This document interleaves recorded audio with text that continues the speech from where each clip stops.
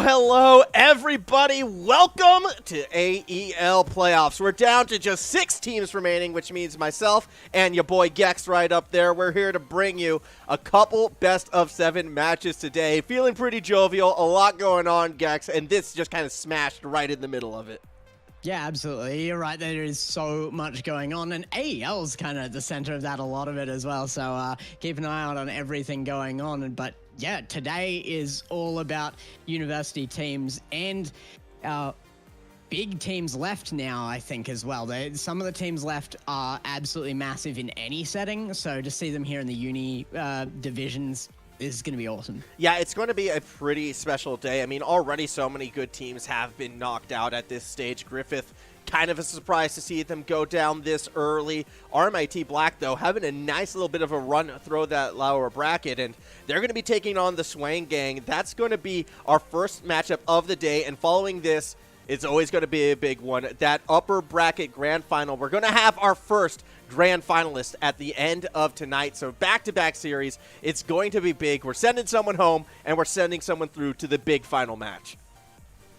We are indeed, but we've also kind of got to do that the right way, don't we? And we've got to do that through the right channels, and our channels are our sponsors. So, Max, you want to boy head off and do some reads for them? Yeah, let's take a look at some of our sponsors right now. All right, let's start it off right with Predator. Conquer new worlds with Predator Gaming today. Predator are the gaming PC partner of the AEL. Conquer new worlds with Predator Gaming. Predator puts power and precision in your hands. Elevate your gaming experience in every way with quality and performance thanks to Predator. AOC is our second up here, and they are the best viewing experience. AOC Monitor have just launched their first ever monitor crafted for League of Legends. League of Legends is represented in every aspect, from the iconic Hextech design and logo to a specific game setting mode. In-game visuals achieve their fullest potential from the combination of AOC's monitor expertise with the creators of League of Legends, Riot Games. Check out the Aegon Pro AG275 QXL today at au.aoc.com. And finally, but definitely not least, is Rig. Our audio brand is what it takes to win. Rig develops headsets delivering superior audio for competitive gamers and streamers at all levels. Join the Rig team and enhance your gaming experience. Yeah, big thank you to all of them. I mean, Rig is an interesting one because I had a Rig headset, and unfortunately I don't have it anymore. It was really good, Gex. Like, it was really good. I would put on my Spotify list, put that on while, like, playing, games like Magic the Gathering and that. And, unfortunately, my own negligence had caused some issues there, unfortunately, and I wound up accidentally breaking it. So, but I can vouch for Rig very much so. Like, they were a sick headset, and now I'm sad that I don't have one anymore. Yeah, I've had them in the past. I've got friends that still have them and swear by them, so definitely one to get involved with. But I'm kind of excited about that monitor as well. And like, you and I both have some experience with League of Legends, so that's pretty cool to see, like, all the design elements of that coming together with the game. It is really cool. You know what I found out the other day? I still have the box set, the collector's edition of League of Legends, that I bought from EB Games, like, in 2009. Yeah, that's old. Yeah.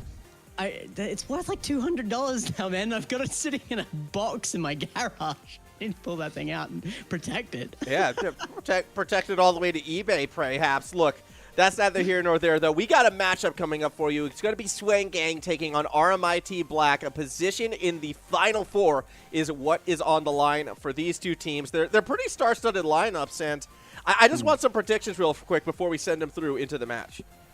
Oh, predictions. RMIT Black have been on a bit of a tear. I struggle to see anybody coming up against them, and when you see Zuko coming in with Scout and Flux, it's so hard to pick here. I've got to back Sweeper from RMIT Black. He's coming through into a lot of other stuff. We saw Sweeper make appearances in the Open qualifiers for the Commonwealth Games coming up as well. Sweeper's been doing really, really well. I want to back RMIT Black right now. They have kind of a bit of a history to back them here as well, I think. Interesting, because I'm going to go the other way. I guess I'm a traditionalist when it comes to, like, I see familiar names. I kind of help familiar names. Zuko has been around for ages right now. Scout has always kind of been, like, on the precipice of breaking into the bubble scene of RLCS, and I feel like Swang Gang's going to get there. Granted, I've always kind of bet on Swang Gang, and they've always kind of let me down around this stage of AEL. They never really been able to finish. They got so close a couple seasons ago where they made it to that final. Flux now in instead of Lethal for Life is a little bit of a change, but I still trust Scout. I definitely trust Zuko. And if this team has been scrimming and practicing, I feel like bad. I don't think Flux is bad. Oh, I don't think Flux is bad either. Really showed up. So previously. But I just, again, it's Lethal for Life. I always have to, like, I'm sorry. I would put Lethal for Life on the Pioneers right now and be like, yes, that is an improvement. You would. I know you would. I know Lethal, and I would tell it to his face. He is not worthy of the Pioneers. Zuko, I know Zuko as well, so I hope he's not insulted by me going the other way. Either way, this has really good potential to go all 7 games of this best of 7. Yeah, I think actually both of these matches do have that potential to kind of go that distance, and so hopefully they will be able to kind of piece it together. And we do get to see a couple proper series right now, because if anyone has been watching the RLCS, they know I think it's an expectation for our region at this stage to at least go 6 games, if not 7. Yeah, and we're just waiting on Zuko now. I think Zuko is kind of the man to watch on that team as well. Probably the would you call him the most tenured on that team at this point? I would say the most tenured, but I also wouldn't say Zuko is the player to watch just because of Zuko's style. Is very defensive. Like, Zuko likes to play through his own back corners and then kind of press it forward in that regards.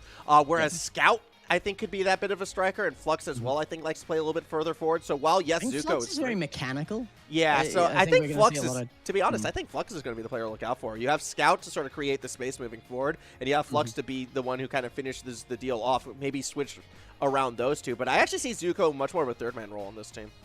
Yeah, I mean, we're looking across the other side. I think Sweeper is definitely the obvious pick there. Nosk has really been stepping up to support Sweeper really well, though. And I think that's something that RMIT Black have been doing really well, is just rotating around what they've got. They know exactly where the strong point on their team is, and they have been working with that very, very well. Yeah, they have been a super strong team in that regards, pardon me. But I've always liked Mandiria as well. I think Mandiria has been a solid, just consistent performer every time I kind of catch them, playing in this league. And they've had some deep runs with this team in the past. I think this has actually been one of their better performing seasons nonetheless, but they've always kind of been, looking good on this RMIT side. So I guess Mandiria is who we're going to be seeing to sort of play right now, as we are waiting to see what may happen. Just going to be waiting on official wordings about whether or not we're going to go in right now. Oh, Mandiria's not playing anymore. Oh no! I haven't seen Mandiria all season, actually. It's been Mufak coming in, Call Me Moo, and he has been coming in and showing up as well. He's been absolutely fantastic. He's at times looked like a carry on the team. That's interesting, because fair enough then. Rip Mandiria. Why is Mandiria on the roster? Yeah, no, you got me there. No idea. Can't help. Oh boy, unlucky. Again, I'm a classic for the older players, man. I want to bring back 2020 a little bit. You're calling that old? Okay, yeah. Let's go all the way back. I want to. Well, because 2020 is, I believe, when we had like the Uni Melb help desk. That's recent for me. True. Well, I'm like, bring back Kronovi. We go way back now. Yeah, bring back Kronovi, send him to Australia, and throw him at a university team, and let's see what happens. Make him relevant again. Okay. It would surely be relevant there, surely. You would have to hope. You would have to hope.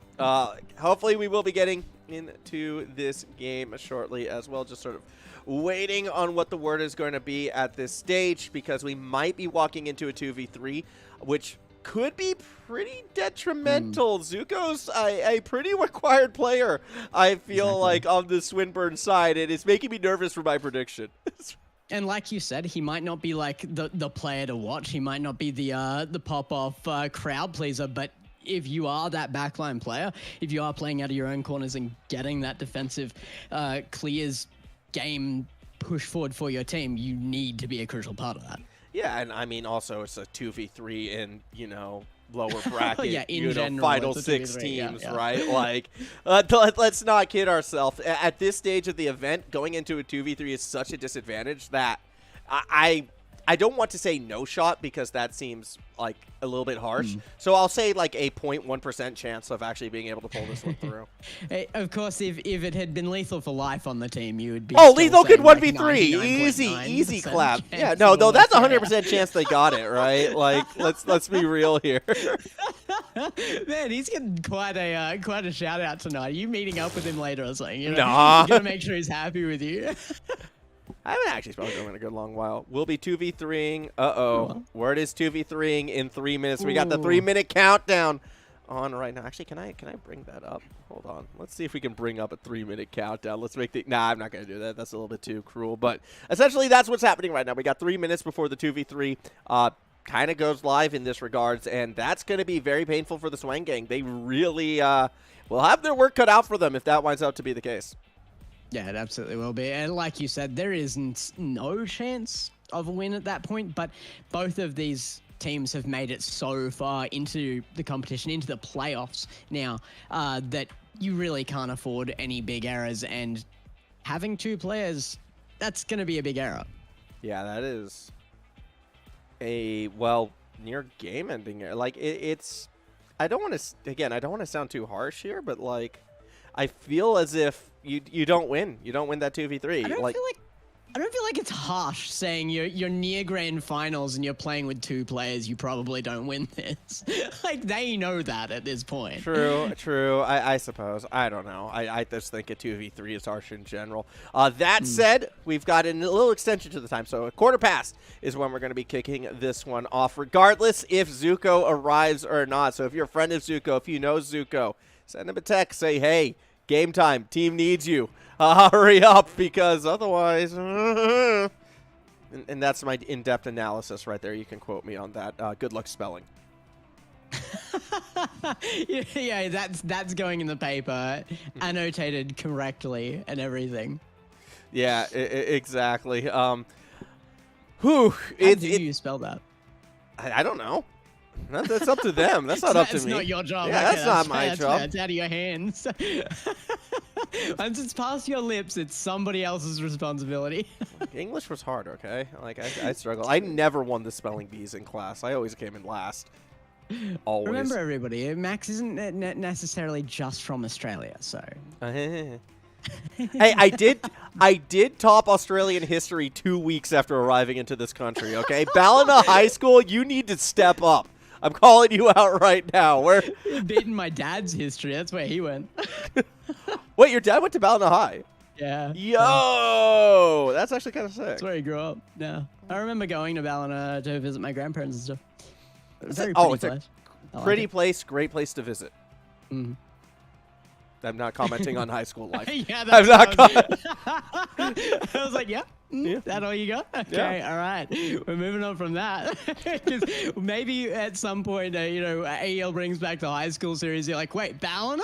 Hey, if you know what? I will say this: if Ballina's in the high school series, I'm supporting them 100%. Like, I'm going to be biased. Good. You got to do that, right? Yeah, Because it'll be like the only thing they have going for them, and they're going to need that win bad. I came from like a town of 1,000 people, and if the school I went to there was to come into any kind of competition, basically for anything really, I would probably put them dead last. That would be Well, it would be interesting. We came last in pretty much every other metric as a school, so all right, we need to. when I'm topping the class, there's something wrong. We need to get your school versus Ballina High School. That We should need to be put really that interesting. together. That would be a disaster. I don't even know if like Ballina would have, because I say this not because it's a small town, but after like all the floods that happened in the northern rivers, I do kind of wonder what the internet situation And how strong it would be down there would be like. Anyways, it looks like players are jumping onto the pitch, so too are we. Going to be heading into the action, Gex. A big thank you once again to RIG, but it's time for you to just politely move aside. We are underway. We've got Rocket League happening on that blue side. It is just Scout and Flux. Meanwhile, on orange for RMIT Black, it is Sweeper, it is Call Me Moo, and it is Nosk. They are kicking it off straight away, and there is still the opportunity for Zuko to come into this. However, he is going to miss the start, and that means that they will be coming up on the back foot on this series.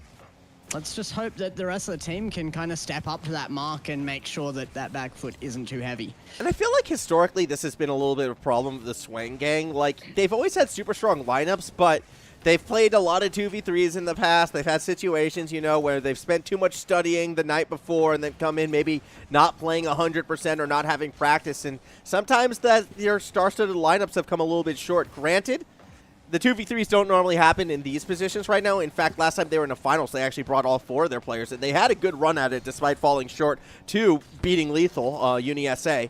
It will be interesting to see how this team will go up in the 2v3. I'm hoping they'll be able to hold on, but as you can see, it's been a lot of RMIT attack. It has changed hands in possession a little, but just holding the line there is Mufak. Actually, SUT Swang Gang getting off a shot and evening up the scoreboard on stats right now. Sweeper, nice kind of double touch. Flux giving respect to Sweeper, actually staying behind that post, making sure to make the read after they fell short. Let's see what Nosk is going to be able to do. Back up the other way. Beats out Scout. And, well, I mean, Scout can still play it forward, but it's going to be really hard for sustained attacks to come from Swang Gang. Scout just drops from the ceiling like a stone. It might have been a bit of a shocking factor, but not going to have any impact on the ball. Eventually will. Big clear downfield. Mufak on that backboard as well. Going to have to make a challenge onto this. It's not gone well, and Sweeper has to come in. Double commit, though, from the defense. Won't be able to be punished. And now when the demos are coming out, it's Scout versus the World. Opts the play off the backboard instead. And I'm a little bit surprised we didn't see an immediate member from RMIT there to meet him as he fell. That said, ball is still going to keep bouncing out of the box. Shot off the backboard. Scout misses, but no one there to punish.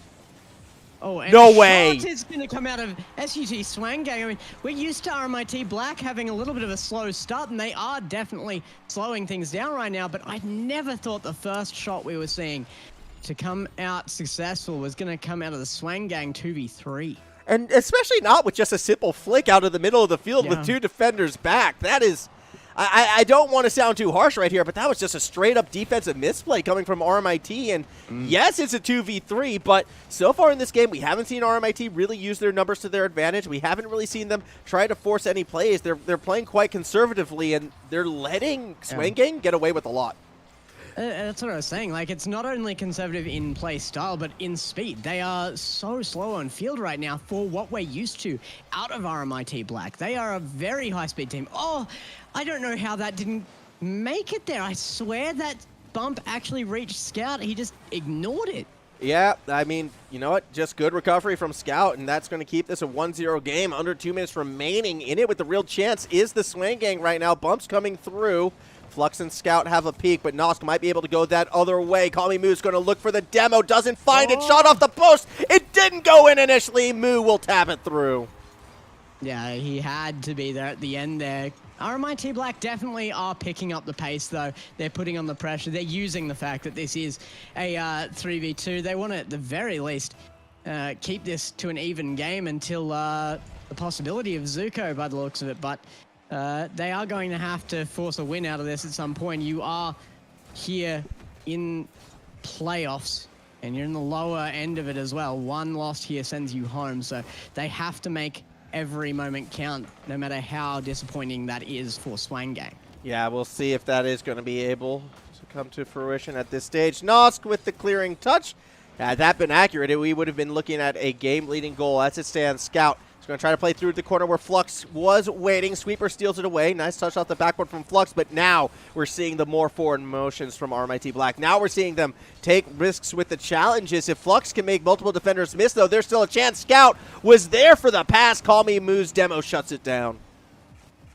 Yeah, they're really playing off of this demo play. Oh! 2v3, it's so lethal. But the pacing from Swang Gang has been able to really hold off RMIT Black a lot. They are keeping really, really good distances on this ball. It's not lethal. Lethal doesn't play on the team anymore. lethal. Shot, goal line, not in just yet. Call me Moo, goes for a follow-up shot, not there either. Nosk now is going to try to make a touch through the corner. Ball falls in, well, doesn't fall in the net, actually. Flux was able to keep it away. Sweeper now is going to have a peek. 30 seconds left in regulation. We're on a pathway to overtime right now, Gex, unless that shot had gone in. Very close attempt, but will get taken away. Sweeper, big challenge off near ceiling level is going to push it forward as well. And I'm just surprised we're still seeing that level of attack out of Swang Gang. They really are pacing this very, very well. They clearly are very experienced with playing twos here, and they're taking it to a team of 3 looking good. Yes, it was pretty strong comeback right there. And now in an overtime, golden goal, anything can happen. That said, unable to cheat on the kickoff, it doesn't matter. Still delivered right to Flux, who almost put it through. That would have been an amazing play. Would have been an amazing finish to game 1, and it would have been a team of 2 players coming up top. I mean, you have to make an amazing play to make that work most of the time. That said, Sweeper just getting hounded, isn't able to get that ball past Flux. Nosk will try to get through the corner again. Flux able to stay behind it, and something that I need to give credit to the Swang Gang for, they have not overcommit on anything. Okay, Flux is going to be back there for this one. Flux taking that from a very high position. Challenge by Nosk means that this is going to be Sweeper's Oh, that's ball, open. and an open net will mean that they take game 1. RMIT Black coming up with what we always thought was probably an eventuality here, but Swang Gang put a question mark in that. I think there's a big question mark right now in this game right now. The way how Flux has been playing has been actually insane. Always behind the ball, but it's been delicate touches to ensure that every single 50 doesn't actually get away from the rest of the team. And that's something that I want people watching along to pay attention to, what Flux does whenever they're the one in control. It's actually quite phenomenal. So many 50s going their way, always in control of where the ball is positioned. Flux is almost single-handedly keeping Swang Gang in this.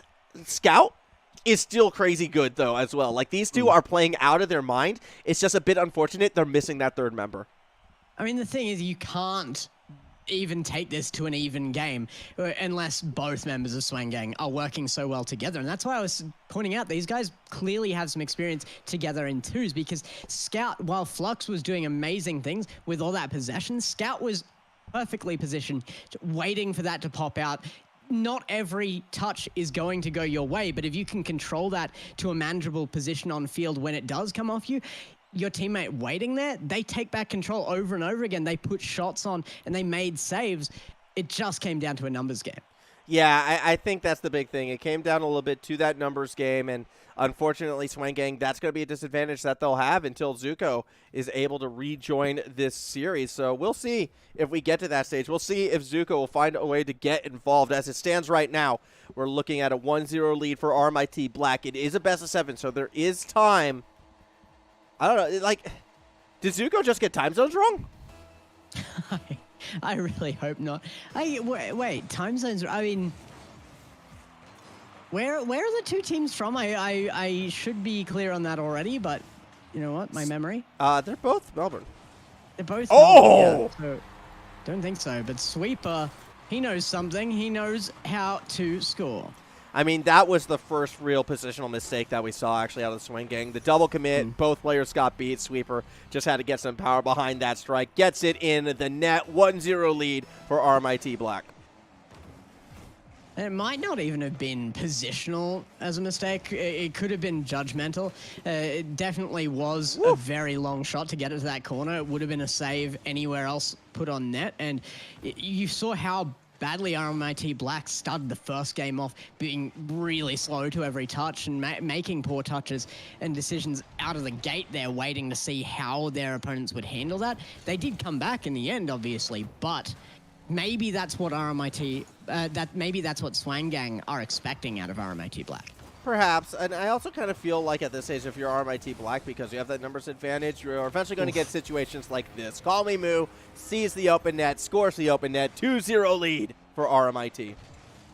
Big miss by Scout there, and Sweeper, like you said, just able to set up for a third man that isn't available, and Swang Gang means that another's game is going to win it out. Of course, that could have been handled away if Scout had made that touch, but it does look like the pressure is definitely getting to Swang Gang now, and the numbers are as well. And 3 players and 3 goals on RMIT Black. You know what it is? It's the fact that Scout is using a BDS skin. Yeah, look, we need to beat BDS, all right, for OCE. And you know what we really need for OCE? Like, actually, we need APAC, your region, Gex. We need you guys to beat, from, like, you know, the first looks at what the brackets could look like. We need you guys to beat Sam. That would be amazing. Yeah. If you could just beat Sam in this next major, that'd be great. Oh, no problem. I'll contact some people and make that happen. Yeah, for you, man. just make sure that they do that because Renegades aren't there to beat Sam this time around. So we need we need you to do it. Me personally, I'll jump in a team, man. 1NE, APAC, bring it back. Let's go. Flux. Oh, he didn't quite get the reset on that, but Scout takes a shot. It's going to actually come off post, and that's a dangerous look for RMIT Black. However, the scoreline keeps them looking pretty safe, and now Flux getting that control back. It is in his own half, though. Yeah, and it is going to come off that backward as well. Scout, nice flick to generate some power. However, it's just being read so well from RMIT Black right now. They've shut down the middle of the field. They're making it's so difficult for Swang Gang to like play with the space that they were gifted before. And that right there is exactly what I mean, though, Gex. In game number 1, Flux would have been able to kind of dribble uninhibited all the way down. Instead, it's stolen away. A 1v3 situation is guess what's set up. And, well, this is how it ends.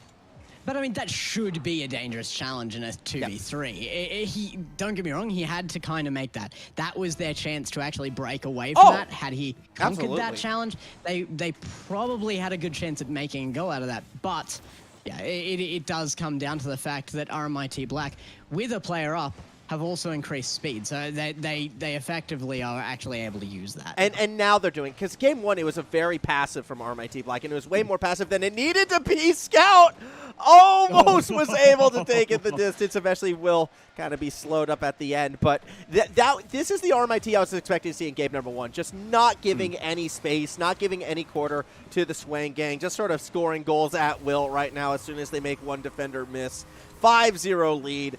We're only just past halfway through this game, and unfortunately for the Swang Gang, this is not a good sign. At least for Mufak and Nosk, this has kind of been the trend for RMIT Black throughout the season, though. They do start off slow, and they build throughout a series. I feel like they don't come in particularly warm, but you don't have to if errors are being made, and that brings you down to a one-player game to beat here, and Flux unfortunately does make that error there. Yeah, as we see right there.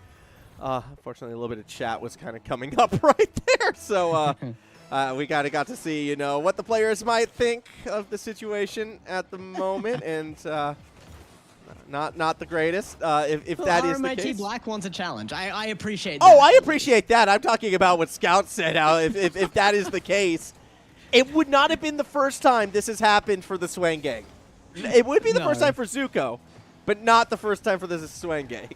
Yeah. I think I saw that last time we cast Swang Gang, actually. Nosk nearly finds the Musty. Yeah, that was almost the reset Musty. That was a little fun. And you know what? When you're up 6-0, why not? It's an AEL tradition. Get a big lead, start freestyling. Moves underneath, does finally find that touch, and now might be able to center this up as well. Nobody to take the shot on the open net at that point in time. Let's see what Flux is going to do. Back up the other way. Double defender. Nice touch. Nosk allowed space. Doesn't want that goal, though. Says, you know what? Wasn't flashy enough, so I'm just going to push it aside. Well, you're 6-0. You can afford to be a little more picky, right? This is getting APAC level.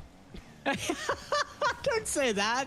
Oh, don't say that. You know what I mean. I do. You watch the Gladiators versus, you know, a team freshly in that top 16. You get matches like this. It's been different lately. Yeah, top 16 maybe? Yes, top 16. Oh, no. I would would not say top 8. I made sure to say top 16. You're like, oh no, I better not get Gex. Well, no, it's not that. Like, I actually think there's been a lot of growth, a lot of growth in APAC this season. So, like, I respect to them. That was a mean 50. Oh, and it's going to be a beat as well. Mufak just absolutely demolishes the net here and just bypasses Flux completely. You can see how desperate Swang Gang are for a shot on goal. They've only had one each throughout this match. It's been brutal from RMIT Black. I'm saying this right now. I'll pull it over if it happens. Oh, no. Call Me Boo wants it. Call Me Boo was going for it. Nosk might be going for it as well. Oh, it's getting close, but I don't think it's going to happen. Nosk is going to clear it down to the other side of the field, and I think that should do it for our second game. It should. We're one off of the number I get to taunt you with, and that's not fair. Well, hold on. Hold on, Sweeper. Yay! Can I do it? Can I do it? Yes! Brazil!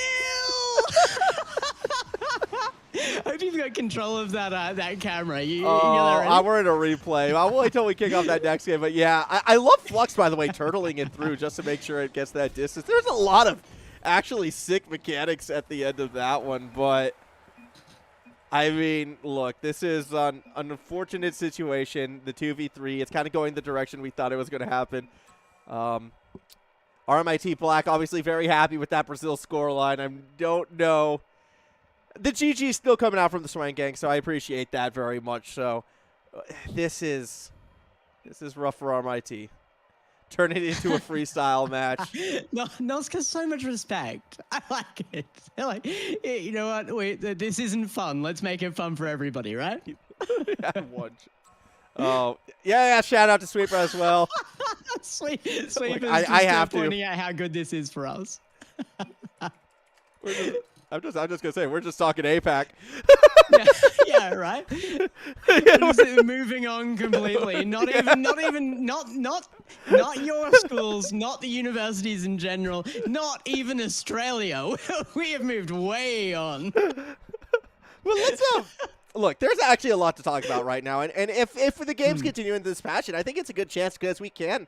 I think talk a little bit about Commonwealth Games qualifiers happening in just this upcoming weekend. That's going to be a pretty big deal. That's going to be a very exciting event. So if you're in that Gold Coast area or if you're in the Brisbane area, do come by, take that train down, do come check it out because it's going to be a proper LAN. Teams are showing up. We got some names like Direwolves, Glhfs, and Kaka's Minions, as well as Dumb Luck Esports, and it's going to be great. I love Dumb Luck. I love it. Okay, what is it? I just love that they're there. Oh, you love that they're there. Okay. Yeah. Okay. It was the open qualifiers. They were so much fun. It was so much fun. Okay, so Bassink brought this up the other day, and I absolutely agree with him. There are 3 teams right now that win or lose in the bubble scene that are the most fun to watch, and it is the Lunatics, Synergy, and Dumb Luck Esports, because something about those 3 teams just make everyone else play to their level. Yeah. And you never know what you're going to get. And then when you get 2 of them together in the same game, like, I have never had more fun than casting Lunatics for Synergy Scout. We saw that. Placement. Outright placement. Mufak gets absolutely erased from the competition there, and it's going to be the first one for Swang Gang again. So let's go bold prediction time. Who does Dumb Luck upset? I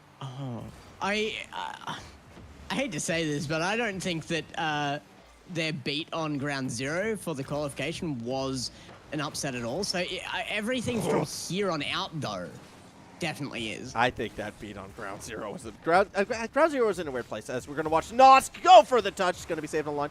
But that's what I'm saying. Oh, that's a demo. That's a shot. That's a goal. Sweeper says, yeah, we want our lead back. But, like, as I'm looking at some of their matchups, right, I feel like Dumbluck has a legitimate chance to beat Bliss the way that Bliss has been performing. Or not Bliss anymore, sorry. Yeah. Vortex Absolutely. is... Was it? They in opens, they took them to Game 7 already. Vort Central, yeah. Yeah. They took them to Game 7. Kickoff so goal. It's not really surprising to me. Sweeper is in that team, right? Am I wrong? Dumbluck? Is Sweeper not part of Dumbluck somewhere in there? I know Schmoopinator is. Yeah, Sweeper is in Dumbluck. Yeah. It's like Sweeper, Schmoopinator, and... Oh, why am I blanking on the third? Either. Chili, who's probably the best player on that team, actually. Why did I forget Chili? How could I forget Chili? Uh-oh. I hope I didn't cause controversy with that coming up statement. really well, I gotta say. Okay, well, has been coming up really hot. In RLCS, it's been the Chili show. In the Commonwealth qualifiers, it's been Schmoopinator. And in AEL, it's been Sweeper. Well, in like AEL University, it's been Sweeper. Look at that. I mean, it would be hard for it not to be Sweeper. Since he's here. Yeah. But no, and that's actually a good transition, and it's why I'm thinking, like, I think Dumbluck probably beats Bliss. Fort Central. That's a good infield pass. That's going to be a good goal, though. Scout's going to bang it in, and got to be a little bit careful right now, RMIT Black, because Swang Gang is starting to kind of make this game a little interesting. I think your statement is very possible because they are so good at rising under pressure, but speaking of that, so is Swang Gang. I mean, you can't be under much more pressure than a 3v2, and they are rising to it right now, evening up the scoreline again. As we do see Call Me Moo through the corner, and, well, whenever you think there's a lead, Call Me Moo. It's just going to... They're making it fun. Yeah, they are. They are. Nobody wants an unfun game. I had this situation in a casual game the other day. Like, somebody just going off and taking like demo goals and every free goal they could get and everything. I'm like, okay, but is it fun? Yeah. And the answer was no, because I rematched them and I did the exact same thing and I beat him like 9-1. And I was like, yeah, but it wasn't fun. Fair. I didn't enjoy it. I think so that's fun. what these guys are doing. I think demoing's fun, and if you ask the physicists, they'd probably agree. Yeah, but walking away with a game isn't fun to me. Oh, true. Well, unfortunately, Sweeper might be walking away with this one. That's going to be a 4-2 lead, straight down the middle. Unfortunately, because of the demo, no one was there to challenge. You can see Call Me Moo on the other side. And this is kind of what the players in this game were talking about before, Gex, though. Like, exactly what you said. Like, they wanted Zuko. They wanted the proper 3v3, and it's a bit unfortunate for the Swang Gang that we're not getting that matchup today. Yeah, absolutely. It's a disappointment for you guys in stream, but it's been a disappointment to RMIT Black. You've seen they wanted this matchup. They wanted to earn their spot further in this competition, and when you come up 3v2 in a matchup we were already calling fairly even, you don't get the chance to prove that you earned that spot, you know? Absolutely. Well, you know how you prove it. You win the next match. Better. Yeah, exactly. You end in the next match, and then you win this whole thing, right? Granted, I look at UOW and I get scared. What is going on with Scout and Sweeper? Scout might be replying to Zuko messages. Yeah, or they were trying to set up a ruled one, and it was the most failed attempt we've ever seen. Nosk with that shot going to be saved on the line. Don't say that. That would be so horrific if that was what was trying to be done there. Players of this level just failing outright to rule one. That's amazing. That's what it looked like to me. I just hope you're wrong. I hope I'm right. I hope that when you're that good, you can't rule one. It's impossible.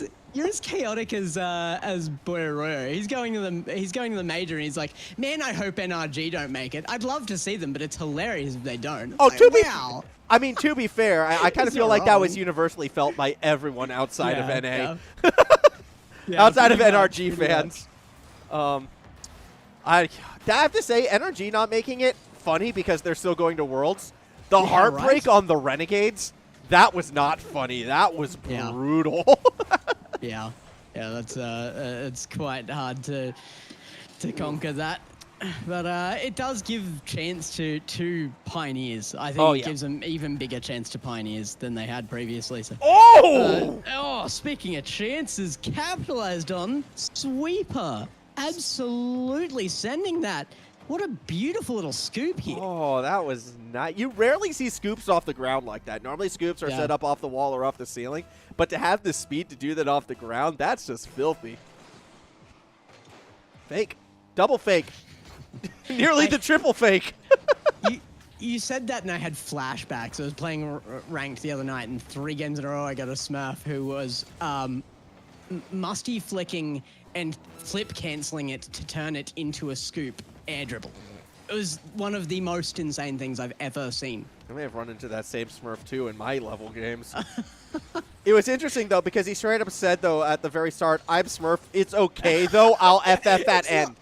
I mean, if you're making plays like that and you're in champ or diamond, you are already admitting to. Yeah, I know, but he said it's okay. I'll forfeit at the end, and you know what? They did. They honored that word. They forfeited at the end, and I got out of these guys. No, Swang not at all. fire back. I mean, there's no time left in this for a win, but what a goal out of Flux. So much control. Yep, it was a good shot. Good goal. They're telling them to go for it. They want overtime. Oh, no. 2 seconds. I don't think it's doable. Yeah, no. They don't want it anyway. Yeah. They don't want it. No. One more game. I think Flux is ready to try and soldier through. I don't know. He's ready. Do we get the reverse sweep? 2v3 reverse sweep? It would be a thing of legends if the Swang gang can pull this off. Absolutely would. It would be, I don't want to say impossible, but impossible. I want to say it's impossible. Yeah. I unfortunately don't think that's what we're seeing. I've seen... What happens if we see like the squirrel thing that happened in APAC? Like the last second, Zuko turns up and they just turn it all around, and he's just gotten off a plane and bribed his taxi driver to speed home. Surely we make major with this win, asks Nosk. Look, I'm for it. I'll approve. I'd say send RMIT Black to a major. I don't know which one. Probably not the one in Landon, but one of them. Probably not the Landon one. Yeah. Oh, I'm so jealous of the guys who get to live anywhere that makes it viable to go to that. Hi, Fury, I'm looking at you. Yeah, fair.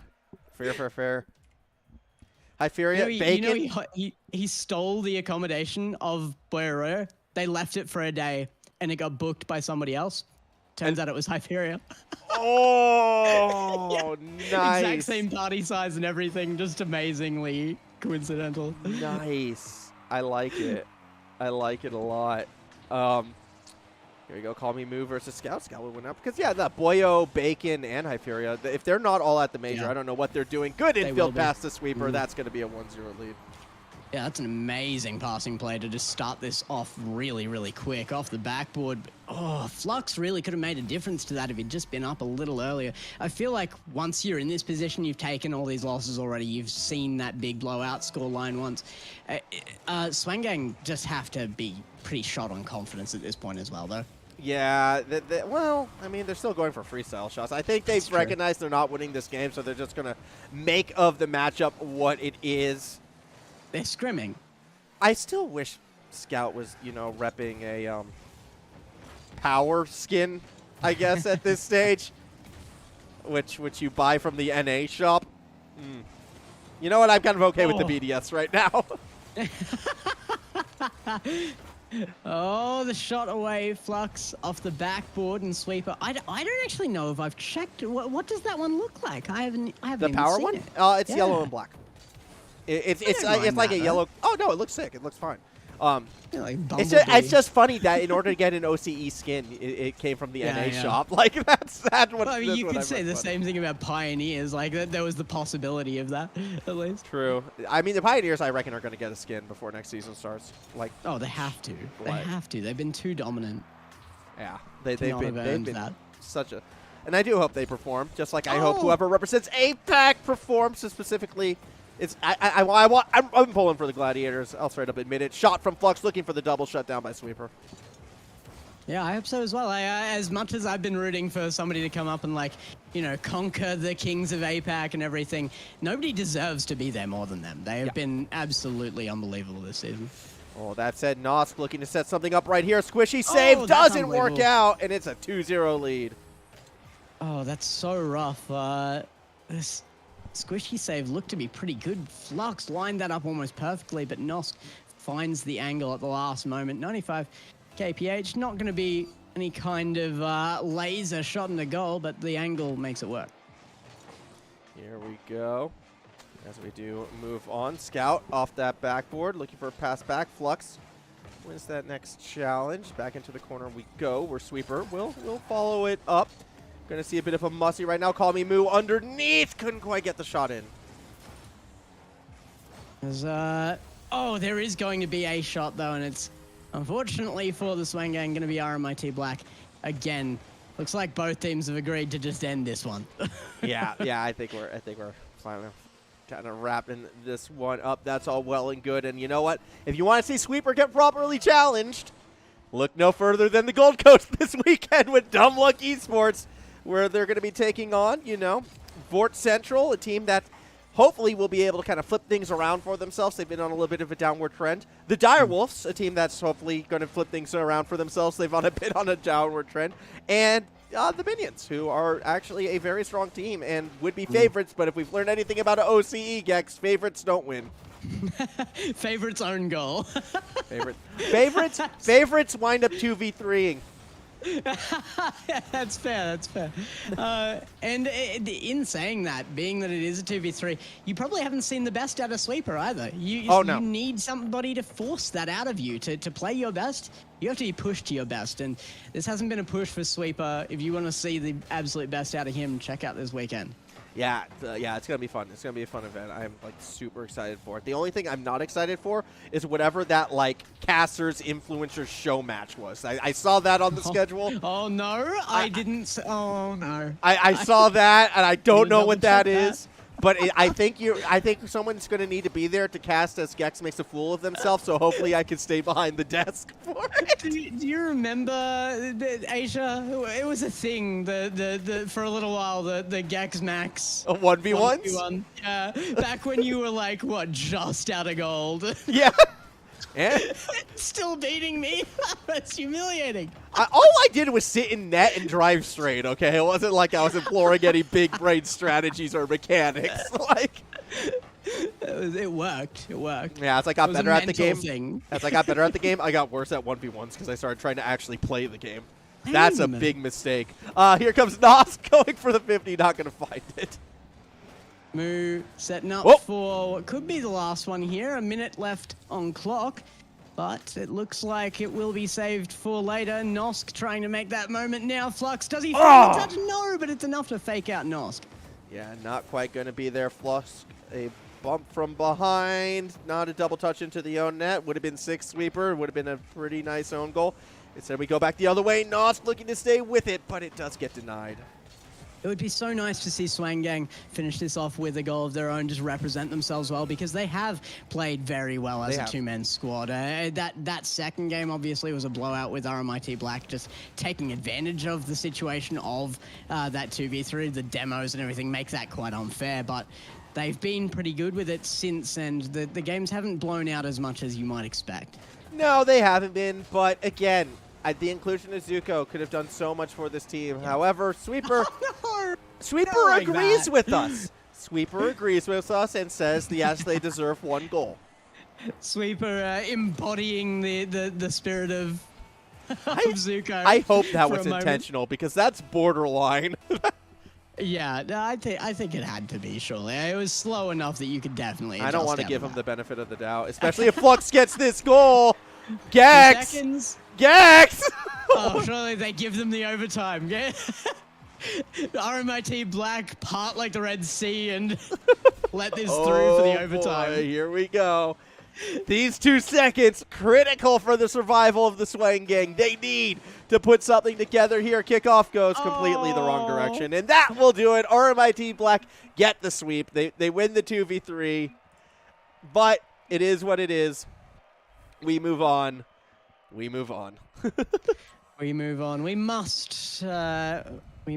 And our next one up is going to be very exciting, as much as this one had to be a little bit of a letdown due to whatever the availability issues were. We will rebuild Yeah, we will rebuild, but this is the matchup we're coming back to right here. The Monash Ball Chasers are going to be taking on UOW Glhf when we do return. It's our upper bracket final. One of our grand finalists is going to be determined in probably just under an hour's time, so do stay with us. It's only going to be like a 7-minute break or so, and when we get back, it's going to be straight into that action.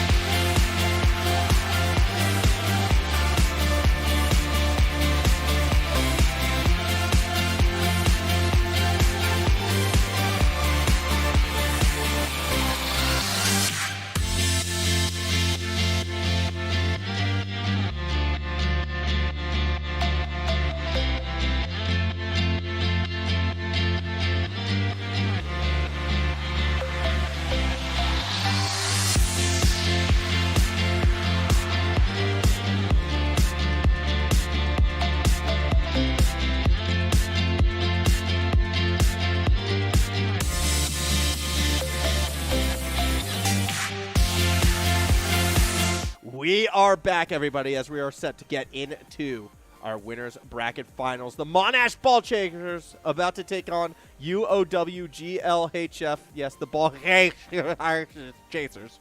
I know how to pronounce it. I just got it wrong the first time. Civics, Freeze, and Kevin07 on that Monash side, taking on Shushu, Bailey, and Siki. These are two very strong teams, Gex. Oh, absolutely. I mean, they're in the upper bracket for a reason. Both of these guys have absolutely ruled the upper bracket matches they've been in as well. If you check back in the previous matches, 4-1s in both of the ones before that, 4-0s except for Monash's series in the one before that, I believe. So it's really been very, very dominant through the upper bracket for both of these teams. They are incredibly strong. Take that look right here and kind of actually see absolutely. Yeah, Ball Chasers 4-0, 4-1, 4-1 for UOW. 4-0, 4-0, 4-1 against that Swang Gang team that we just saw kind of come up a little bit short. Look, I would go into predictions with this one. It's tough for me to kind of call. I see a team with Siki. I'm going to support the team with Siki. If I were to make my prediction, Gex, I'm kind of leaning on UOW, not just to win this, but win this entire event. Yeah, it's... I would lean the same way. I think they have been the team to beat. However, Monash Ball Chasers, I think if any team in this competition has the ability to upset them, it has to be Monash Ball Chasers. I think this is the right upper bracket final. I think this absolutely is going to be a stellar series. I'm expecting higher level Rocket League, Gex, and so without further ado, we're going to send it in game. Monash will be on that blue side, UOW in orange again. Through the lineups real quick. Civics, Freeze, and Kevin07 on that Monash team for UOW. Siki, Bailey Mate, as well as Mr. Shushu, just going under the name of Shu. And I hope you're expecting a better series out of this one because we actually have a 3v3. Yeah. So that's always a good start. But oh my goodness, so are these shots. But what defense coming through here. I've noticed lately a little bit awards not being given 4 saves. Oh, that's a good pinch. No! What a save on that goal line, though, out of Shu. That was big, and I think those are the kind of plays that we're going to be looking at Monash for to kind of push them through.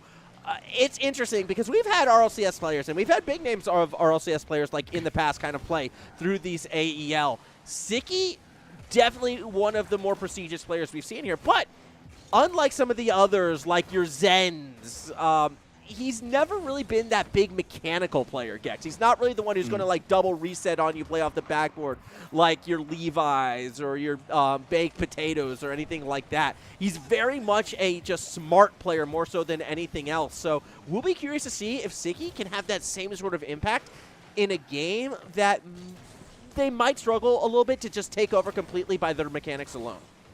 I personally, I think most of those players kind of match up so well that most of my focus on what's going to be the difference maker here is on the players who aren't coming out of that kind of scene that gives you that level of already earned respect. Shushu, for me, is that player on this field.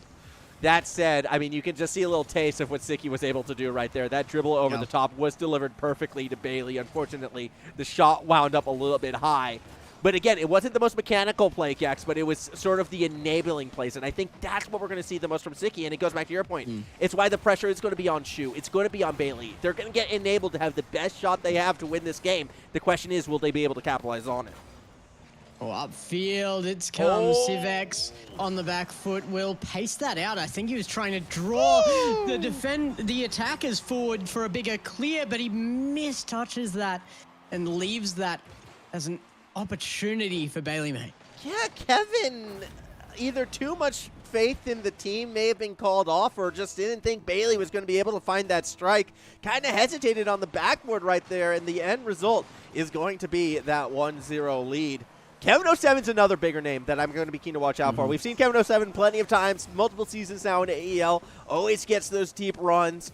Southern Stars, ex-RLCS player as well, has had results in that field, but has never really been able to live up to, I think, the expectation they put on themselves. So this is a big moment for Kevin07. Would love to get into that grand final. Yeah, the winner of this does lock in a position for it, so Upper finals, always a bit of a nerve-wracker for the teams that are up here, which is why you can see those upsets come through after that point as well, from the lower bracket. So whoever loses this, it's not over for them, but this is definitely a crucial moment. Yeah, this is a big series right now, and at the moment, 1-0 lead in favor of UOW is about to be tied. Civics, very nice press forward, very nice shot, and we have an equal ball game. Civex has been stepping up over and over again for his team as well. Kevin07 obviously being the name most people are knowing at the moment, but Civex has absolutely been doing wonderfully as a captain for this team and everything, coming in with those leadership skills. They do look well adjusted as an actual roster, and that is something that is exceptional, particularly here in the University League. If you look good as a roster, you can look good just about anywhere. I find it interesting, too, because Kevin07 might be, like, the most known name, perhaps, but actually the player on Monash that I'm most excited to watch is Freeze, believe it or not, of the three players. I think Freeze has been low-key underrated for a little while now. Again, when you kind of look just beneath that bubble scene and sort of where they're sitting, Freeze has been putting forth, you know, solid results every time I do happen to catch them on stream. And so Freeze is the one I'm keen on. That said, Kevin07, no! That's the crossbar. That's not the goal. Sicky, it's gone upfield. Civex in behind it. Will be able to get a little bit of control. Fakes out the second as well. This is a brilliant play by Civex just to hold this. Gets it all the way upfield. He outplays just about everybody, but Sicky on the turn is going to be able to get back to it in time. Yeah, as we do see Bailey Mate now starting to play forward. Civics gets that touch through the corner. Shu takes it away. Big bumps happening by the net. However, Shu wasn't able to win that last 50. Sicky! Oh, those strikes are going to be dangerous. When Sicky was at his prime, Gex was known for power shots like that. Yeah, absolutely. Shu, he's going to strike well here as well, though, and it's a more simple shot, but reads the situation perfectly, and Kevin07 just doesn't quite reach the mark. Rough game one for Kevin07 right now. Open net crossbar. Failed defensive effort. Those are the types of plays that can cost you a game, unfortunately. Still 30 seconds remaining. Civics again off the kickoff. Had the setup. Pass back to Civics right now. Doesn't want to challenge Shu. I hate to say it, but this has been more what we've been seeing out of Kevin. And I don't think it's because this is the level he is at as a player. Oh, Sicky sneaks it in the corner again. And this is the kind of thing, again, Sicky always will have that nose for the goal. Always need to be mindful whenever they're finding shots. Can get nearly any angle. It's absolutely ridiculous. 2-goal lead, 13 seconds remaining. UOW is going to take game number one. They are indeed. I want to go back to my point for a second there because I don't want anybody thinking I'm talking more badly Sicky about goals. Kevin, More Sicky goals. More Sicky goals. Sicky says no. Sicky says no. Stop talking about Kevin, says Sicky. I need to score more goals. I just think it comes back to what you were talking about. He absolutely is putting himself under pressure, and he's not. He's kind of restricting himself. He doesn't step up all the time, but you know who does is Sicky. That is an unbelievable performance out of him in game one. And it's more Sicky. Stop More talking about Sicky Kevin. goals. Talk More about Kevin. Sicky Sicky goals. scored goals. All right, that's. I'm gonna stop just to help Monash here. Monash needs the help. Yeah, I think they need a little bit of help. But to go back to your point about Kevin, because I do. That's 1 second. No, I need this point on Kevin.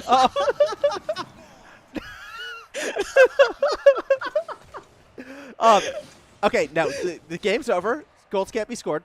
Real quickly on Kevin07, I almost think it's the opposite effect, where Kevin, if I recall correctly, was actually going for like a pretty hardcore degree. I know it's been like a year or so ago since I kind of last spoke to him about it, but I think it was like engineering or something like that. So I actually wouldn't be surprised if the Rocket League, after, you know, that run trying to make deep runs in RLCS has taken a backseat for study. And maybe that's how come the play hasn't necessarily been there before. And that's always something that you have to remember for these students. They are still students. There is still university. It does pay a toll on the body. I think that's a good reason why we had a 2v3 in that last series before. And I cannot fault, you know, someone like Kevin if that is the case and they are prioritizing their studies.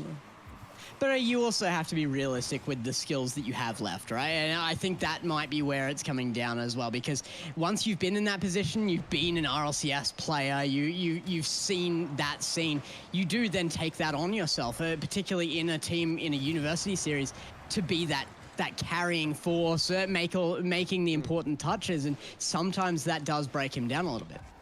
Kevin used to team with Squirrel, didn't he? Pretty sure Did they he? did. Yeah, I'm pretty sure Squirrel played for Monash. Oh, he did too, yeah. That's going to be a totally fun forgot about that because I never saw a game of theirs, not even once. I remember, like, those games were actually a lot of fun. That team was really good because it was Kevin at their prime, Squirrel still hanging on to, like, the tail end of, like, his prime. Like, that was a fun team. And they had deep runs. But that's it. Squirrel made it back into RLCS and then took a 6th position in their final regional. I don't think it was the end of him, but yeah, definitely was the beginning of the downfall of Squirrel, right? Squirrel always fake retires. Shot, save by Freeze. A good squishy, actually. I made a big deal of it when he did. I hope not. But, no retiring from this match. Only game 2 and dead even scoreline at this point. It's anybody's series still. Yeah, as we're seeing Sicky trying to find that pressure. Instead, Bailey will put it to the side wall challenge. Will lose out. Sicky from underneath.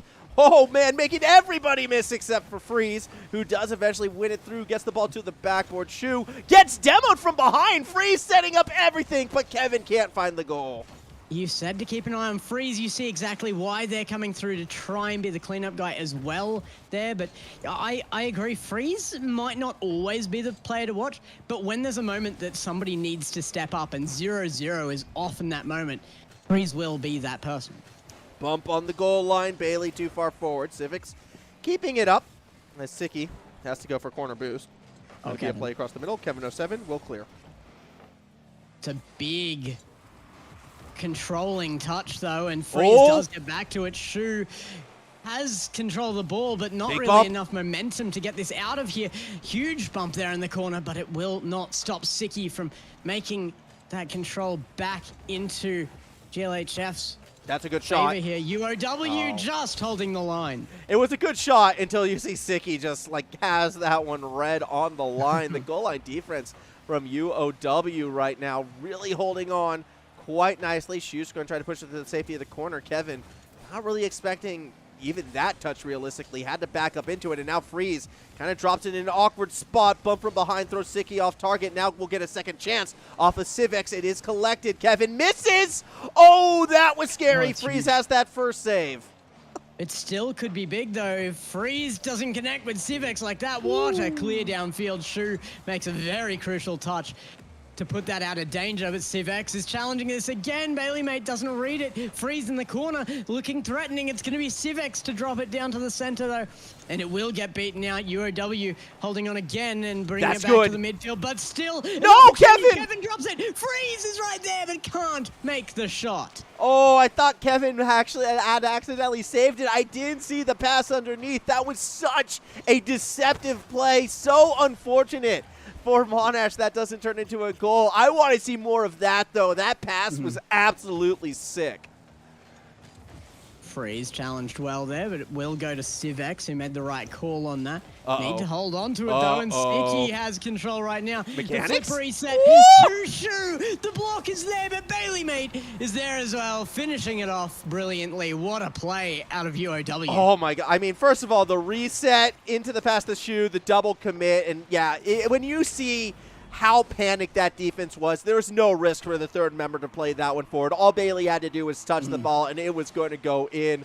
What a beautiful setup and goal. UOW, they're going to get another one as well off the kickoff 2-0 lead. And like you said, no real threat on that first goal for that third man to come up, but you have to be able to make that distinction because there's such a massive difference between just sending it and knowing what your opponents are capable of at that moment. Any touch that could come out, only risking going to the side, you have the option. That was spooky. Almost another goal right there. Sicky again tries to scoop it across the midfield. Didn't really get all of that one. Civics now will slow it down. Ball bouncing around. What the? That's not the commits you will want to see right now. Even if you are up 2-0. Here comes Sicky again. Really wanted that reset. Wound up trying to fake Civics for a pre-jump. Doesn't quite get it. It's all a little spooky. I think it might be sending shivers down Max's spine. Going back into the corner again, and UOW, they've got control of this game just like they've had control of this ball. At least in the second half. Oh, no! Never let me speak again, Max. Yeah, no, it's all good. I've done it. No. I did it again. No, it's fine. It's fine. Like, I was just thinking spooky, scary skeletons, like that spooky, scary defense that got completely blown open right there by the Monash side. 25 seconds left. Still enough time for one goal, Gex. This game is not over yet.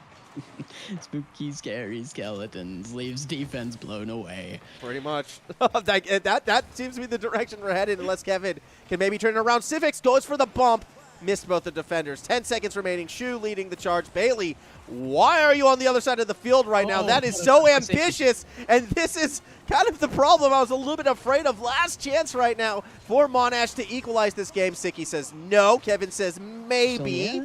Maybe, just maybe. Freeze. Back over to Civics. They're going to have another chance at this. Civics had it high. Shu takes it low. Yeah, and Shu agrees. No is the answer there. Puts it to ground, and they're going to take game 2 as well. And now, 2 down. Normally in RLCS in a game 7, we'd be looking at maybe a timeout, but we don't have the option here for these guys. And Monash, they look like they might be having a car change out of Kevin, but they're going to have to definitely step something else up. Yeah, this is a little bit dire right now for that Monash side. 2 goals down. Shu has been looking stronger and stronger as the series progresses. Siki still looking strong. Bailey, when in the right position, has been able to clean up quite nicely. And I still feel like, and this is always a little bit rough, but sometimes when you have a player that you have high expectations of, and you see them going for plays that they don't typically go for, it tells you they're feeling confident enough to really just try and experiment and push themselves. Those resets out of Siki are not something you normally see from him. But he's feeling good enough to go for solo reset plays, and that is a very dangerous sign for Monash. I mean, yeah, there's a big difference between a player who doesn't go for those kind of shots in RLCS and a player who can't. And Siki knows that difference. He can do it. It's just not his playstyle in RLCS, but if he needs to step up to be the one making those solo plays, he just showed us right then he is able to make that step up. Yeah, I mean, Siki has always just been such a good player. I don't know.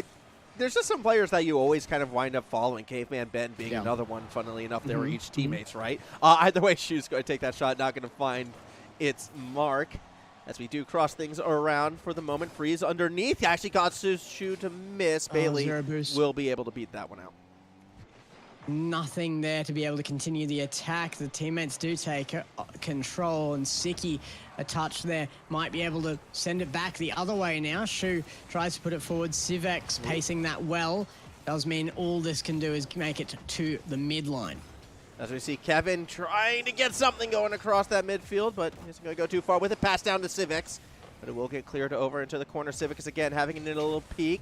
Uh-oh, everyone's kind of throwing themselves a little bit at the ball. Civics is fake. Maeve opened up the doorway. One defender's back. It's Shu, who will be able to get into the corner. You can throw that, but don't throw the game. That's the important part here. This has not been thrown yet, and still an opportunity for Monash, who have had a fair bit of control out of this game as well. They look every bit the part, but can they make the shot? Oh! Yes, they can. Kevin finds the part in the players as well, and he will sneak it in that bottom left corner. How did that squeak into the lower corner right there? Just, it was tight. Little squeak. Yeah, it was very, very tight angle. Like, there was no room for error there, and he just barely made it, even after a defensive touch. Yeah, that was real close, but they're able to put it through as it stands. A little bit of a little chaos, a little spice getting mixed in. We haven't had too much spice so far tonight. I mean, I guess you could call the first series spice. I don't know. It depends how spicy you consider a 2v3. Either way, clearing it through the corner. Kevin actually watches it go back to Shu, but it won't go too far. They're trying to create the sugar and everything nice as well, but it's looking pretty tough for Monash when they continually sit on these defensive lines very, very dangerously. It's always game 2. It's always the game 2. It's always game 2. Let's watch what Siki can do right here. That was a lot of what? Oh. Okay, Sicky, yeah, mechanically impressive. You're able to catch and dribble the ball in like a perfect spot. Wonderful. Why right in front of your own net? Yeah, definitely not the decision I think you should be making. But what was that? Maybe he's just like thinking another plane of being right now. This is all a long con. He knows what effect that has down the line. He's like full-on butterfly effect. I am like, I'm so curious because I'm sure there was a plan there, right? There had to have been a plan there. I just want to know what it was. I genuinely do not know what the plan was. As we see shots coming through, Bailey now back down to Sicky. Good save on the line. Very, very good decision to make the pass there, actually, as well as a lot of defense sitting on the line. I mean, a shot might have made that simply because they did end up expecting that pass down, but I think most of the time you see 3 defenders in goal, you have to make a better play than a shot on net. Yeah, I think that could be the case right there. I think the plan was hoping for the pass to maybe open up a doorway. As it stands, Bailey will get a demo. Civics pushing it backwards. I want to see Shu go into this corner. Hesitated. Ball got behind not 1 but 2 defenders. Sicky thinking Shu probably had it. And now, once again, it is Monash on the hunt. Not a ton of physical play coming out of this either, which I kind of did expect out of both of these teams. Maybe possibly more UOW, but we're seeing so much respect between these teams. And it leads to stuff like this. Do not respect them too much, or Bailey Mate's going to get one for free here. It's going to come off Civics. I saw that happening in slow motion. I think Civics thought they had the line, and they just did not. It was just a bad angle. And unfortunately, that might open the doorway because Bailey's going straight over the top. Kevin's out of position. Off the crossbar. Kevin wins the 50. Crucial 50 at that as well. There was no more room in that. It was going to even the game with anything else. It's going to be Civex now. Straight to Sicky. And Freeze is going to take a shot upfield just to give the team a little respite. But no, he gets it back and forms a second one. That's the opportunity there that you need to take to create a play, not just a shot. 1 minute remaining. Freeze loses the ball. Civics pushes it back, and Bailey's already there, trying to find that delicate touch to maybe get a little bit of a layup of a goal. Under a minute remaining, though, Sicky beats 1 defender. Civics has had Sicky red so far throughout this entire series and game. This is what I'm saying about Civex stepping up. He's the captain of the team for a reason. He just absolutely knows what he's doing. Freeze, it's a good attempt all the way upfield, but Shu gets back in time. Shu also gets demoed. Shu's no longer on the pitch right now. It's going to have to respawn. 25 seconds remaining. One last chance, realistically, for UOW if they can clear it past that midfield line. That's been a little bit of a struggle right now. Shu's going to have to get a booming clear. Misses the ball and then recovers it on the way down. Sicky falls through underneath. Civics back to the middle. Bailey was there. Shot target saved on the line. Kevin, a touch upfield. Sicky trying to fight this back. No more time in it. Woo! We'll get a demo on Freeze, but that leaves it sitting on ground. They do get it up just in time. Down to the ground it goes. Sicky had the shot lined up, but the ground beats him to the ball. This was a little bit too far back. Had that pass had been a little bit more powerful, we could be in overtime right now. Instead, though, Gex, we actually have a proper series on our hand. Monash finally get a game through. I like it a lot. And we did say that this should be back and forth. We did say this should be close. Monash, they need another one if they really want to prove it to us, though. Yeah, exactly. I mean, Monash, you cannot afford to go down 3-0 or 3-1 in a series. Those are so tough, holes to climb out of. This is pretty much win for Monash right here.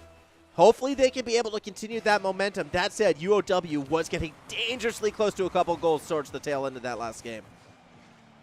We already see why this should be the matchup in the upper bracket, though. Only one other team in the Swang game has been able to take UOW GLHF a single game from their series since we got to playoffs. So Bailey Mate, a big pass across to Sicky. Kevin in the midfield. It's back to Sicky. Does Civex make it in time? Yes, just barely. I mean, you can say the same thing. Only 2 teams have been able to take a game off of Monash, and only a game. No one's taken 2 games off them until this winner's bracket final as well. Big bump from Sicky, but Bailey couldn't slam the door shut. Absolutely true. But like we said earlier, I think UOW, they're the team to beat right now, and they are on the upper hand. But Monash, they've just gotten the ball rolling, so they might be able to just push through with the confidence from that last win. We will see. Sicky went for the reset, kind of lost control of the ball right there. Shu might have a chance, but was too far forward. This could go back the other way. Freeze gets that ball underneath. Civics again having Sicky red. Ball off the backboard. This time Sicky, though, actually won't be able to because, again, it's Civics. Here comes back again. Oh, a big miss there by Bailey. I think Kevin faked that. Don't know if it was intentional, but definitely worked. Civics and Kevin trying to force that high. It does mean that Sicky can't take it himself. Pass to Bailey, mate. Gonna get back to that backboard again. Freeze chasing it upfield. Shoes leaving it for Sicky. Sicky demoed away. Civics coming through, trying to form that pass, but beaten out by Shu. And Kevin just misses. Freeze, no. Oh, that was a big miss from Kevin right there. Nearly let that one sneak in. Now Sicky, no boost. Can't really follow this play up. Kind of up to Shu to slow it down for the rest of the team. Kevin's going to challenge. Misses again, but this time Civics will push it to the safety of the wall and again gets that pinch. Monash has been using the wall for pinches so well to clear the ball down the field. It's something that's kind of come out of the meta a bit. I remember many seasons ago when the Cuxa pinch became the thing to do and everybody was using it in the meta, but it really hasn't been in the public eye as much, the Cuxa pinch lately, but you do see it used so well by some teams. Oh, 50 in front of the net, doesn't quite go in. Bailey will push it to the safety of the corner. Civics almost had one there. Now Bailey back up the other way, looking for Sicky underneath. Will get the backboard. Kevin, nice read. Able to get underneath that ball and push it to safety. Freeze with the second touch there. Unfortunately, Civex was up trying to turn that into a pass. Freeze demoed away. Kevin there for the pass. Means they can continue this as Freeze gets back on his feet. Shu pushes it to the midfield. Freeze respawns and they're ready. Will give it away to Shu though, and they have lost all attacking pressure. Yeah, for the time being. Let's see what Sicky's going to be able to do towards that sidewall. Bailey there, strike. Caught by Freeze. As Shu's just getting chased and bullied around. Diving save on the line again. This time Shu able to make that save before getting demoed. Civics will throw it down to Freeze. Not taking the shot. Instead, playing backboard. And Shu will be able to clear it up the other way. Bailey shot, target, goal. 1-0 lead for UOW.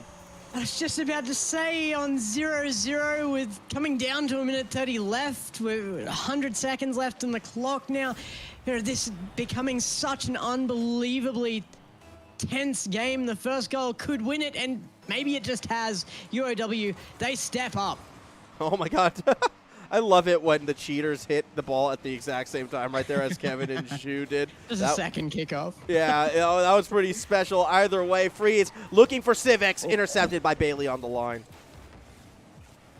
Huge downfield play here coming out of Sicky now as the last man to make the touch on that, but Civex takes it away. On no boost, does get the demo. Oh, what a save! On the angle, what a save from Shu. Was that Shu or was that? Yeah, that was Sicky. That wasn't Shu. Sicky got demoed. That was, really? Yeah, that was Sicky from behind, coming up huge right there. Look, they're each in red Phoenix, right? I only figured out which one it was because I saw Shu respawn. Another chance here. Freeze setting it up. That's a great touch off ceiling. Trying to kind of waterfall that one down. A little bit off wall there. Gives an angle, but that angle taken away very quickly. UOW, they're stepping up in defense now, and Freeze, he has to do better here. He has to make the right pass, and that's not the one. This game has been so dominated by Monash. Like, Monash has been on the attacking side of the field, I'd say probably 55 to 60% of this game, yet the goal line defense out of UOW, beyond impressive right now to keep them scoreless. Only 20 more seconds right now, as Shu has a chance to make it too, doesn't get the goal. I thought they'd found their securing goal for the game, but with 12 seconds left and a push from Monash, it might not be over. It comes off the ceiling, an attempt goes far, and Sicky with an attempt here will bring it down. 0 seconds, they've got control, they've got the game, or do they? Kevin keeps it up just for a little longer. It's still off ground. UOW, they're willing to risk it, but not for too long. Put it down eventually, and they take the game. Yeah, that was almost an uh-oh moment with UOW trying to take that shot, right? And then winds up in the possession of your opponents. But when it's all said and done, UOW match point, 1 game away from securing themselves a spot in that grand final. However, and I hate to be that guy to go back to RLCS, but if we've learned anything over the last weekend, at least in OCE, that last game is the hardest by far.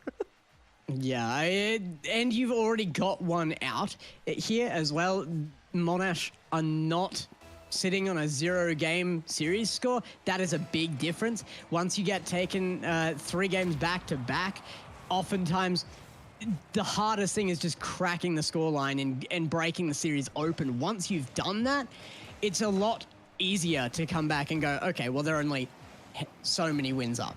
I do feel like, though, again, just like to throw even more credit to Kaka's Minions, when they were down 3-1 against Power and they came back and won that series, those first 4 games looked so power-dominated. It was such a shock to see what had happened there. And I don't know. I'm curious to see how, UOW will be able to handle it, especially considering so much of the past, not 1, but 2 games have been dominated. That bump was filthy. Absolutely disgusting stuff here as Kevin comes through with the snipe on that. Bailey Mate had it easily just removed from him. Yeah, Freeze, ice cold under pressure, gets the bump, gets the clear, keeps Monash that 1-0 lead. I'm sure they'd love to make it 2, though. Gex Civics will lead the charge. As Matty likes to say, ice in the veins here for Freeze. Going away, it's Sicky demoed again here. They know that physical play works because UOW, they've taken up a response gameplay style. They want to be on their line, forcing an error out of Monash and then capitalizing all the way across field. It's been working for them. You suddenly chuck in demos into that mix, bumps into that mix, and suddenly being on that goal line is nowhere near as safe as it used to be. I'm actually curious. Oh, not as safe at all. No, and this goes right into the point I was about to make. I'm actually curious if UOW sticks with this game plan, because now they're down 2-0, and I feel like playing that passive goal line game is not going to get you back in this one. You're going to need to be a bit more aggressive. You're going to need to challenge more. And I feel like that suits Bailey and Shu's style almost to a T right now. So I'm expecting these two to kind of get their chains unleashed. It's funny because, I think there was a very definite moment in this series where UOW made the decision to play that response gameplay style. They didn't begin the game like that and the series like that. And now, they just have to be able to identify that that's been worked out now. Monash has your number. They are banging on the door, and you've got to make a change. Yeah, well, that touch across the middle, not really the change I wanted to see. Bailey does enough, though, to win it out, and now Sticky's playing it forward. Again, this is all counterattack. The big question is, how hard do they press when out on the attack? And the answer is, they just let Freeze go right over the top. Massive control there out of Freeze. And that means that Kevin can get this away to Civex. A huge save by Sicky. Actually gets in between the passing play. But Freeze, a huge flick. What a save by Shu. Diving, to say the least. That said, these diving saves, they're saving the game somewhat. Still down by 2 points. We need to see more from UOW. They need to find ways to kind of flip this map at the moment, because when they were on defense, they were just pinned back for so long.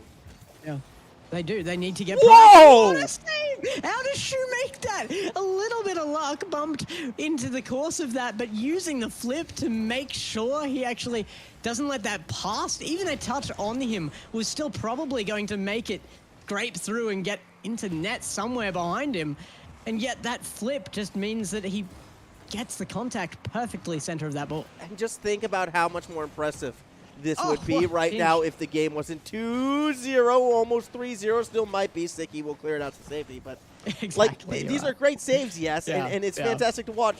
Unfortunately, they're not going to win you the game right now. They need to find ways to get that pressure going on the other side, and we saw one attack in the past minute and a half out of UOW. I mean, neither will giving away goals. You have to have that defense, but you're right. They need to get moving. They need to be the ones pushing here rather than responding because it's not working. Your responses are lacking when it comes to Monash working out what you're doing, making these physical plays and opening things up, and now they've got the confidence behind them. Yeah, that said, I think the big reason for that is a lot of the mistakes Monash was making in the first 3 games has not really been happening so far in Game 4 and 5. And now looking ahead to what will be a Game 6 as well, UOW is going to have to change things up. Unless they can get something crazy here, which they nearly do. Oh. Bailey just couldn't quite get above it. That's a sicky strike if I've ever seen one. Just pile drives it home right under the crossbar, but the setup there, Shu just stumping that to the ground and lets it run out to Sicky. That gives them one chance back into this. 48 seconds to find that final goal to even this. We still could see overtime. We very well could. Bailey pass back. Shu there waiting, but has to reverse into it. Pressured by 2. The touch is high, and Shu keeps it higher. Here comes Civics underneath. Kevin was too close, looking for a bump. No one was there. Where is the defense? It doesn't matter. Freeze will get it right back into the corner. Great back pass to Freeze to maintain control. Has Shu. Comes away to Bailey, mate. Oh, Kevin shuts it down early. A good decision to come up for that. Yeah, and Sicky thought it was going to be a more tight contest, was a little bit too close. That's all the position as a result lost. As Civics didn't want to touch that, Freeze absolutely did. Ball continues to be pinned down. 10 seconds remaining as Shu looks to carry it across the middle of the field. Now looking for the bump on Civics, trying to buy time. Civics still gets there first. 3 seconds to go. Sicky into the corner. Sicky using nearly all of the boost, has enough for one more touch. Able to flick it down. Kevin's there. Kept up by Bailey. Shu's in the middle of the field, needs to react. Pops it back over to Sicky, who is able to get it into the corner. Shu back down, not quite. Kevin steals it away. Sicky stays under it. Is going to have to do it again. This time Kevin goes under the top, tries to escort it down. Somehow defenders are there. Freeze trying to spike it straight down. Again, it's Sicky, who is able to stay with it. And now Bailey is going to clear it up the field. Is there a chance? Yes, there is. Sicky misses the open net. No! You don't end it like that, Sicky. All the pressure in the world on him, and he crumbles under it. Shoulders are broad, but they're not going to carry that pressure. I don't think Sicky was expecting the miss at the end. No. Oh my, that could have been one of the greatest 0-second goals I have ever seen. Instead, we're going straight away into Game 6. Longer than the This Is Rocket League moment, that's for sure. That was absolutely held for so long. I love the attitude out of Monash, though. They had the confidence to be pushing forward, even in the dying final 10 seconds there. They had the attitude to be going for another goal, not just the control they needed to ground it. I also loved how well Sicky, I know, missed that last shot perhaps, but was just able to stay with that play so up and down the pitch twice. Insane amount of control. Yeah, that was spooky. And now Demo in the goal, but it was a defender demoing an attacker. Yes, that was really strange. I suppose just eliminating the threat of a bump on the way out, but you don't really need to. Oh my Doesn't matter regardless. Oh, that's got to be a goal. Sure. Oh, what a snipe of the top left corner. That is an unbelievable spike. Yeah, that is great and all, but look at this bump on Freeze as well to keep him away. The spike was massive. Everything about that play was massive. 1-0 lead right now for UOW. They've got a lot of time left on that clock right now. However, this defense, they've been good thus far. They've had so many goal line saves. Maybe now with the lead, they can afford to play that far back. So you didn't want me to talk about Kevin, and you wanted me to talk about Sticky. Now you don't want me to talk about Shu, and you want me to talk about Sticky. I can see the pattern here. You can talk about Shu. I'm kidding. Oh, Civex! Oh my goodness! Let's talk about Civex. That was a dribble and a dunk. That's going to be a goal as we watch this again. Sicky goes for the challenge, misses out. Bailey couldn't quite get it, and we're once again tied. What a finish. Civex just so much control on that. Earns him the even 200 score line. And Kevin and Freeze are kind of struggling to get some points out here, as is Bailey mate on the other side. Quite a way into this match. I feel like this could be our grand final. The way these two teams are playing and the way how they kind of match up with each other. And I'm just thinking like, oh, we might get another series between these two teams. And it makes me excited. Granted, you never know what will happen in the losers bracket, and that's why it's important to win it out right now. That's why UOW is still fighting for it. But we could be on the precipice of a Game 7 as well. Okay, Civics. That was awkward. That is very, very awkward, and does mean that UOW are up again. Reminder, they are still on match point.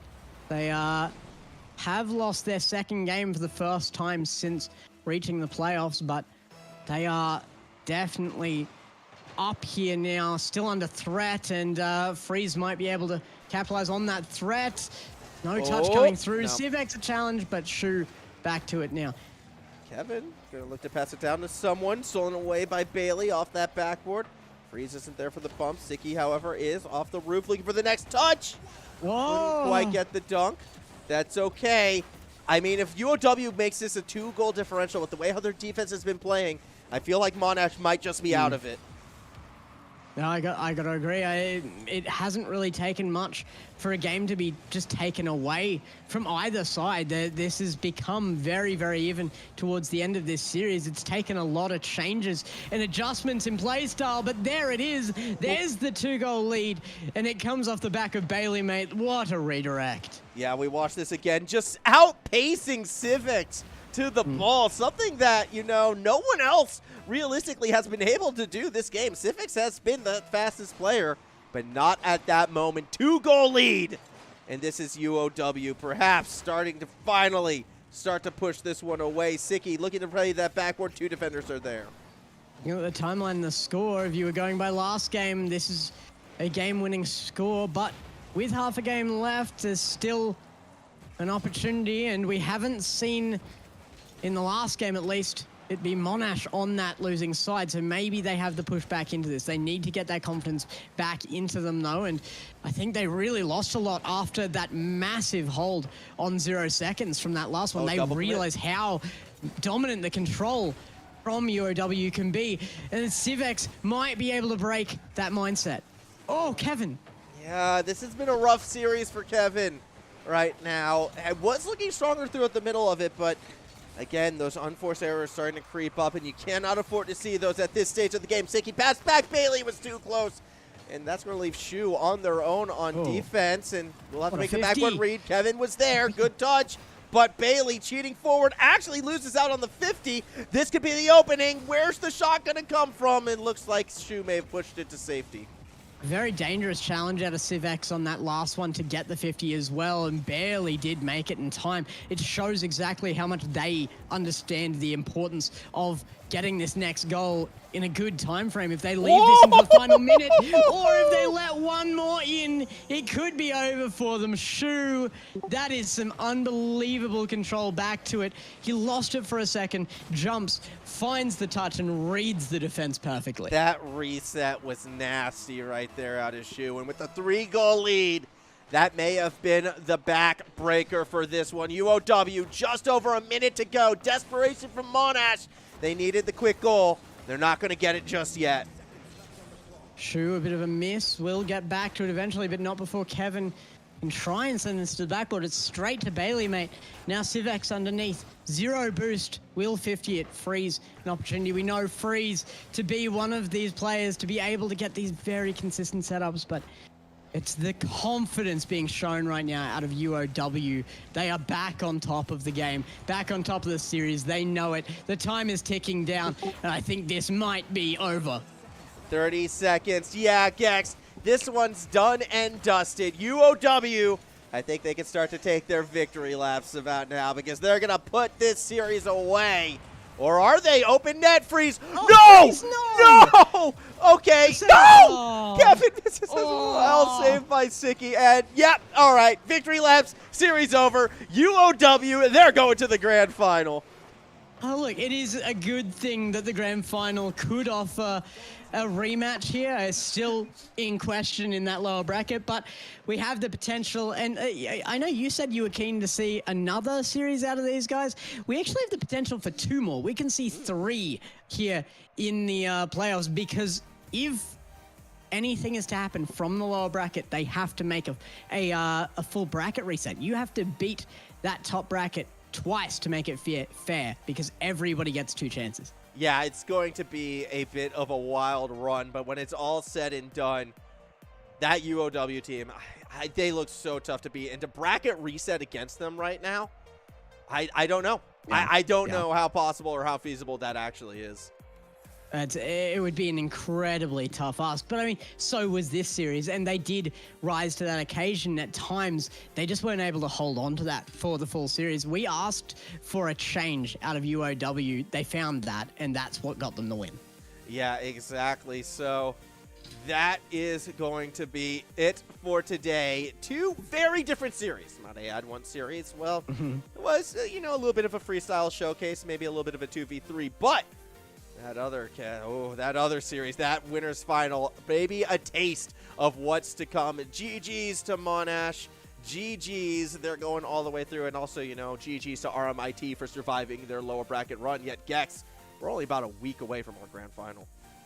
Yeah, let's hope the survivals from that lower bracket aren't going to be quite that easy in the future. No more 3v2s. Everybody awake for next week because should be our last one. That's very exciting.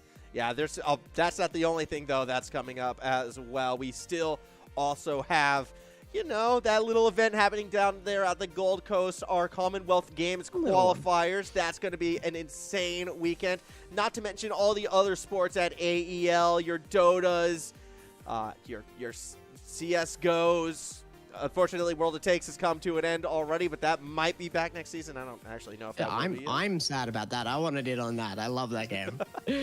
But until then, though, we might be having to say goodnight for now. One last time, though, would like to thank our sponsors, good old Predator, AOC, and Rig, without which we can't have great events such as this. And Gex, any final words for us? I think my final words are going to be the sponsoring because it has been an awesome time casting with you, Max. But these guys, they have earned their place here by making it all possible. I've had a great time tonight. It's so good to see the absolute top of the University League. It doesn't get much better than this. All of these players have and will go further than you're seeing them here today. So this is stepping stones or whatever you have it is an awesome part of Australian esports history to be a part of. So if you haven't been in this season, get involved next one. Contact your schools, contact your unis. I mean, this has been the largest season yet when you look at the sheer amount of teams. It's been absolutely insane. I'd love to see next season get even bigger. But until then, we got to finish this one off. So I'm going to say goodnight for right now. We got to rest our voices. We'll see you on the weekend. Sponsor it. Go for it. Read them. I can actually do them. Here we go. Yeah, okay. Predator. Conquer new worlds with Predator Gaming today. Predator are the gaming PC partner of the AEL. Conquer new worlds with Predator Gaming. Predator puts power and precision in your hands. Elevate your gaming experience in every way with quality and performance thanks to Predator. AOC, the best viewing experience. One we're kind of excited about here is the AOC Monitor, having launched the first ever monitor crafted for League of Legends. League of Legends is represented in every aspect, from the iconic Hextech design and logo to a specific game mode setting. In-game visuals achieve their fullest potential from the combination of AOC's monitor expertise with the creators of League of Legends, Riot Games. Check out the Aegon Pro AG275 QXL today at au.aoc.com. Our final sponsor as we sign off for tonight is Rig, what it takes to win. Rig develops headsets delivering superior audio for competitive gamers and streamers at all levels. Join the Rig team and enhance your gaming experience. We couldn't do it without any of them, but Max, you also couldn't do it without us tonight, so check us out down below as well. Our Twitters are always down there. They're not. Say it out loud. They're not. It's at GexCasts for me. And at Formal Casting for me. All right, catch you all. Have a good one. Bye. See you on the flip side.